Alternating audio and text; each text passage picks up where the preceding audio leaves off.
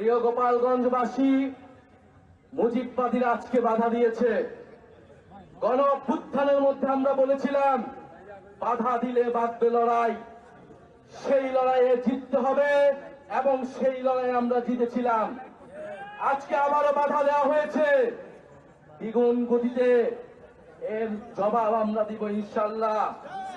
প্রিয় গোপালগঞ্জবাসী, আপনারা যারা এই গণ অভ্যুত্থানের পক্ষে রয়েছেন, নতুন বাংলাদেশের পক্ষে রয়েছেন, আপনাদেরকে দায়িত্ব নিতে হবে এই গোপালগঞ্জ যেন মুজিববাদীদের আশ্রয় কেন্দ্র হয়ে উঠতে না পারে।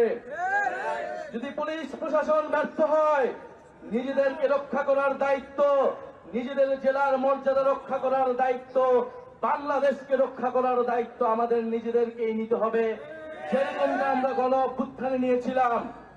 প্রিয় গোপালগঞ্জবাসী, আমরা আজকে এতটুকুই বলতে এসেছি, গোপালগঞ্জ নামে এই বাংলাদেশে, সামনের বাংলাদেশে কোনো বৈষম্য হবে না।